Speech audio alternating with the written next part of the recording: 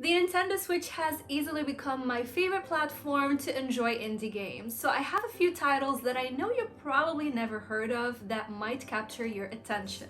Hello you gorgeous human being, it's Miss Bubbles. Without further ado, let me show you a few. As always, I got them rhymes going. Rainbow Billy combines 2.5D platforming with creature capturing to bring us a fun adventure. Aside from the gorgeous graphics that are full of beautiful colors, which will certainly captivate you, especially if you're playing on an OLED Switch, the platforming and puzzles part is the king of this one. And this is coming from someone who does not like either of these genres.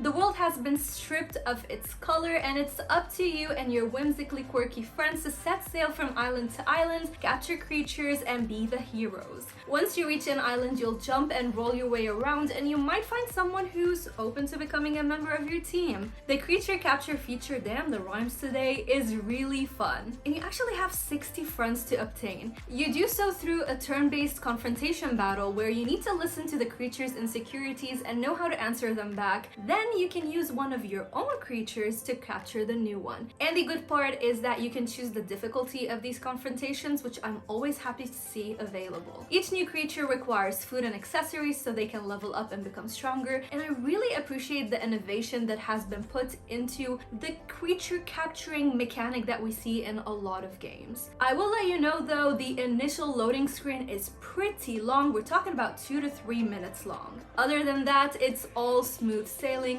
literally, because you are sailing from place to place. If you're interested in this one, you can expect between 25 to 30 hours of content, so you're definitely getting enough value from this one. If you haven't heard about Temtem by now, you're probably living bleh. If you haven't heard of Temtem by now, I think you're living under some kind of bubble, which is really good, so keep at it. Jokes aside, this one is heavily inspired by the older Pokemon games, and I think it's great for an old school Pokemon player. Again, we have a creature collecting game, but it does so with a twist by throwing in the MMO aspect. If you don't know what that means, you're playing in a server with plenty of other Temtem tamers, so they're just real people like you in the same server. And the main mission is for you to try and become a Temtem trainer by going on a journey through 6 beautifully crafted islands, while having your main quest along with plenty of side quests. As you can see, the game is a beauty to look at. And on your way, you're also battling other trainers to prove yourself worthy, while also worrying about an evil organization called Clan Belsoto. You start by choosing one of 3 starter Temtems, Pokemon, pretty much. And you can capture more using a Tem card instead of a Pokeball. Here again, you have a massive list of elements, so you have to be very strategic on the battlefield so you make sure that you win. And along with that, each of your Temtems has 4 techniques or moves that they can use within each turn. Additionally, your Temtems will get new skills and eventually evolve, but I believe the only active ones in the field will level up, not the other ones, which I don't like. Can they just all level up together, please and thank you? And if you like to customize your character as well as your house to set yourself apart, you can definitely do so in this game. Plus, you can buy a battle pass to get more cosmetic items, but the pass does not lock any gameplay features whatsoever, so you can go without it. In the beginning, I was having a blast with Temtem, but within a few hours, the frustrations just began. First, I had many crashes as well as internet disconnections, and keep in mind, you can only play this online. Thankfully, you do pick up right where you left off, but it got pretty old pretty quickly. Second, you walk through grass and you keep stumbling across new Temtems or new Temtem trainers just while you're trying to go to wherever you're trying to go, who want to force a fight upon you. And it was frustrating to me because the world, look at it, it deserves to be explored, but I was being forced into battles that I don't want to be a part of. And third, it will take you a little bit to get used to the menu system and the inventory because it is pretty cluttered. So as I mentioned, Temtem I feel like is more catered towards the old school Pokemon fan base that wants to add that twist of MMO into it, and it's not so much catered towards people who are like me, who will get frustrated very easily, so you might need to skip it if you don't like that. Blue Fire is a Souls-like action platformer, and you can probably guess by now I did struggle playing this one, but I saw it has very positive reviews, so I had to try it for myself. You're on a journey through a perished world world where you face difficult 3D platforming levels, and I mean it, they're difficult, while also overcoming different challenges, which are difficult, beating diversely hard enemies, they're really hard, and completing quests all at the same time. It's chaos. This one is definitely made for hardcore Souls-like lovers. It's not an easy journey at all, and I'll proudly say I put up my white flag and I was like, peace be upon you, I cannot play this game. But I really believe this is worth mentioning. The positive reviews for it speak for themselves, so even if it did not work out for me, it might capture your attention. And let me know, what is one genre that you feel like every time you try to get into, you just can't? I'd love to know.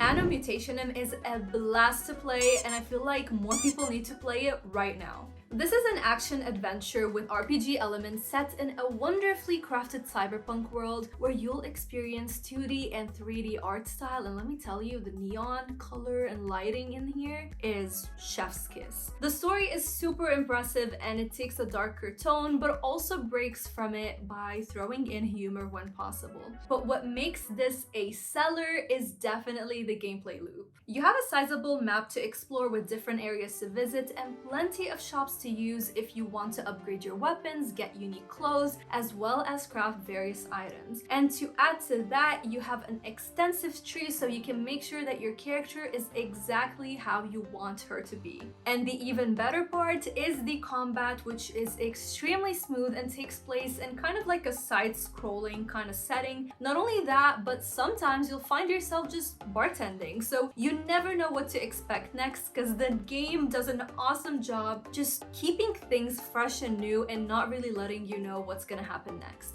The only gripe that I have with this game is the fact that you will definitely get lost when you're chasing down a boss because they just vanish and you try to go where they are and you keep dying even though you're going in the right path. So you might have to use YouTube guides a little bit. Going back to the story though, it's led by an amazing cast of characters where you have lots of fully voice acted lines, but sometimes you'll also have to read for yourself. I live streamed the game, so I'll leave the video in the pinned comment if you want to take a better look and decide for yourself if Anno Mutationem is the game for you. Not only does the title Turnip Boy Emits Tax Evasion very funny, the game itself brings along a fun story to play as well. Here you find yourself in debt to Mayor Onion. Yeah, I don't know what's up with like Overcooked has an onion. There's something with onions being mayors and kings and stuff. I don't know what's that about. And to get yourself out of the situation, you find yourself in even stickier ones.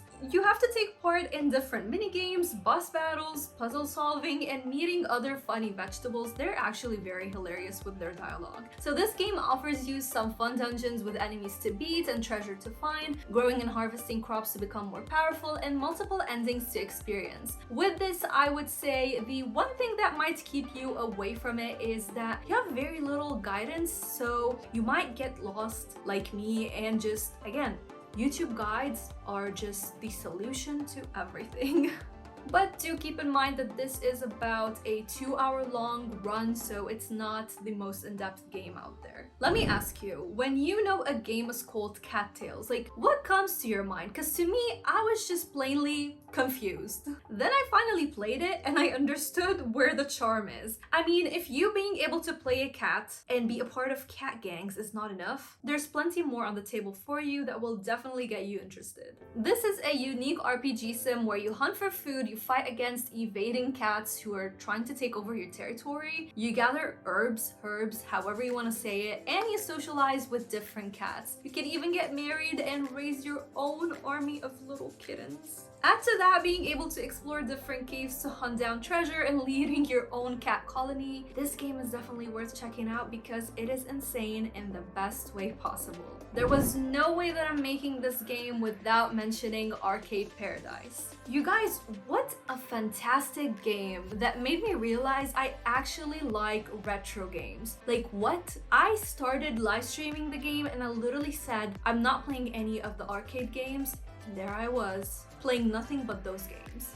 You're basically running a laundromat because your dad is pretty annoying and is too harsh on you. But you discover some arcade machines in the back, and with the help of your sister, you two sneakily start to expand the room, turning the laundromat into a 2-in-1 place that is capable of making you a ton of money. So while you're doing your laundromat chores like washing and drying clothes, cleaning up toilets, taking out trash, and even removing disgusting gum from disgusting places, you're also running your arcade shop in the back. You're also responsible for setting the price of how much it's gonna cost every customer to play these machines. You can also set up the difficulty setting of these games, which is awesome. And you're capable of buying 35 of them, which you can play all of them. That was a funny sentence. This game is definitely a must-buy if you're into simulation gems with a twist. Let me know which indie gem you would personally recommend to your fellow bubblies down in the comment section. And if this video helps you out, squish that like button with all the bubbly love that you got, because it certainly helps the channel. You could have been doing anything in the world, but you chose to spend your time with me. That is bubbly awesome. Thank you to my Bubbly Club members for making this video possible, and I hope that you become a member as well by checking the links in the description box, because you'll be getting a lot of fun perks in return and feeling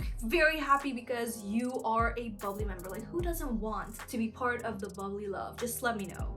Also, a shout out to Savani, Josh, Justin, Benson, Mikey, and Faye for going the extra mile. Stay bubbly, stay positive, and I'll see your gorgeous, beautiful, amazing self in the next one. Bye!